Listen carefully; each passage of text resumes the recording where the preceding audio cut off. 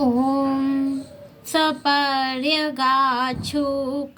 कायं व्रणमनस्याविरं सुधं पापं विधं कविर्मणिषिभिः परिभू स्वयं भूर्य थाथुथेतो अर्था व्यदक्षास्वि सतीभ्यः समाभ्यः। सर्वेभ्यो नमः। अभी कुछ समय पहले एक टीका टिप्पणी एक नेता ने की थी। एनसीपी के जितेंद्र आव्हाड ने उसने कहा था कि मर्यादा पुरुषोत्तम श्री रामचंद्र जी ने मांसाहार करते थे, ऐसा कहा था, जिसका पूर्ण रूप से विरोध कई सारे लोगों ने कर दिया, जो पूर्ण रूप से झूठ भी था। और सभी को पता है कि श्री राम जी के जन्म को 10 लाख वर्ष हो चुके हैं, 10 लाख वर्ष। और उस समय पर मांसाहार, जोहार, पराय स्त्री से संबंध ये चलते ही नहीं थे।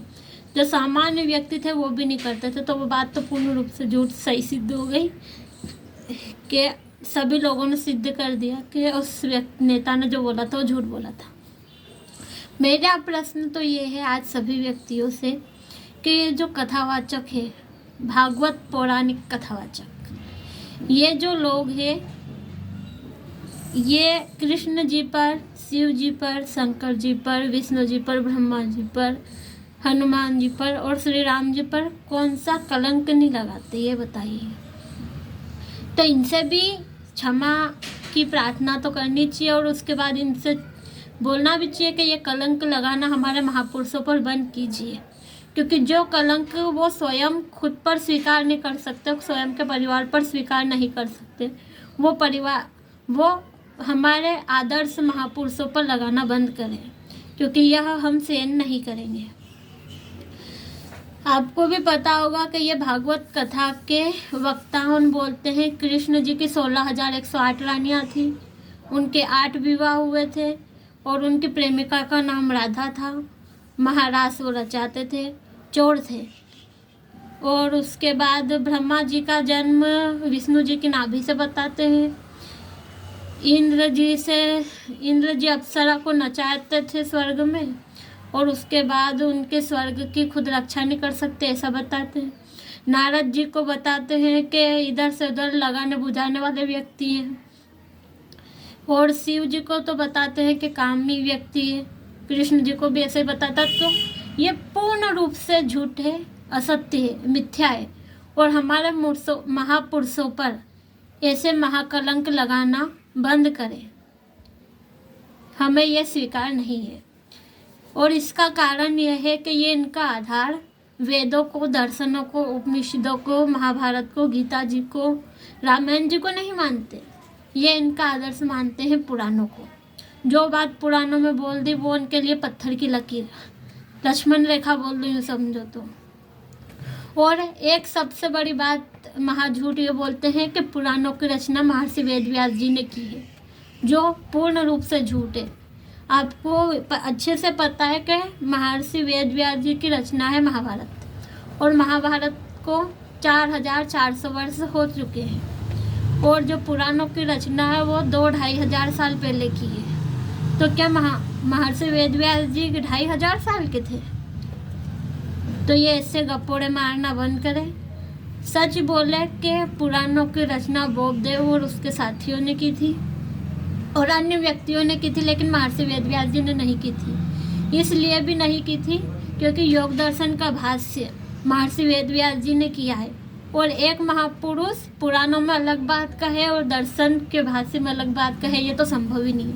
एक विषय पर महापुरुषों का एक ही मत होता है, चाहे वो यहाँ कहे 10,000 जगह पे कहे। और दूसरी बात ये कि ये जो इनकी व्यापार चल रहा है, जो कथावाचक के भागवत के अच्छे वालों के बात में नहीं करते, जो महापुरुषों पर कलंक लगाते हैं, जो लोगों को लूटते हैं, जो व्यापार करते हैं, उनकी बातें बस। तो ये व्यापार बंद हो, हमारे महापुरुषों पर कलंक लगाना बंद हो, हम स्वीकार नहीं करेंगे। आपको आश्चर्य होगा यह बात जानकर कि ये जो पौराणिक कथावाचकों के गुरुकुल होते हैं, ये 3 साल से 5 साल में कंप्लीट हो जाते हैं। और इनको विशेष रूप से 3 बातों पर ध्यान देना होता है। एक तो ये कि श्लोक बोलना याद होना चाहिए, चाहे 2-4 श्लोक याद हो पर बस अच्छे से बोलना याद होना चाहिए। दूसरी बात, इनकी आवाज़ अच्छी होनी चाहिए। और तीसरी बात ये कि ये जो भी बात बोले उसे इस प्रकार जोड़ मरोड़ तोड़ के बोला जाए कि लोगों को विश्वास हो जाए कि हाँ ये सही बोल रहे हैं। जैसे वकील 10 प्रकार के बात बोलता है और इस प्रकार से जमा के बोलता है कि ये सही बोल रहा है। सामान्य व्यक्ति को ऐसा लगता है कि वकील सब बातें सही बोल रहे हैं, लेकिन सत्य सही सभी नहीं होता। सत्य तो केवल एक होता है, बाकी तो झूठ ही होता है, सत्य ही होता है।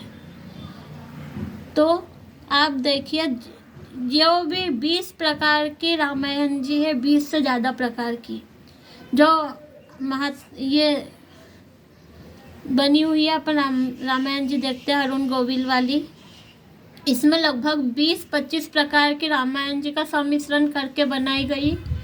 और उसमें एकमात्र बात उनने इसलिए बनाई है कि सभी व्यक्ति रामायण जी को पढ़ने में रुचि रखें। आखिरी का भाग देखिएगा, उसमें उनने साफ साफ कह दिया कि इस रामायण जी का बनाने का उद्देश्य हमारा इतना सा मात्र है कि सभी व्यक्तियों रामायण जी को पढ़ने में रुचि लें और राम जी के अनुसार जीवन में आचरण अपनाएं। और राम जी ने, कृष्ण जी ने, इंद्र जी ने, ब्रह्मा जी ने, विष्णु जी ने, महापुरुषों ने, इन सभी महापुरुषों ने इनके जीवन में जन्म से मृत्यु तक कोई भी गलत काम, कलंकित काम, जिससे उनका देश, धर्म, नाम और कुल का नाम कलंकित होता हो, ऐसा काम इन्होंने किया भी नहीं। किया क्या, सोचा भी नहीं, क्योंकि उनका आधार वेद था, दर्शन थे, उपनिषद थे और मनुस्मृति थी, चाणक्य नीति थी। तो वेदों में साफ रूप से कहा है कि परे पे ही मनस पापा किम संसार निसंसि परे ही न त्वम कामये वृक्षा वनानि संचर ग्रहेषु गोसु में मन। हे मेरे मन के पाप, तू कहीं दूर निर्जन स्थान पर चला जा जहाँ पर कोई भी मानव या फिर कोई भी जीव ना रहता हो, क्योंकि मेरा मन तो अच्छे कामों में, घर के गौ की रक्षा आदि के कामों में लगा हुआ है।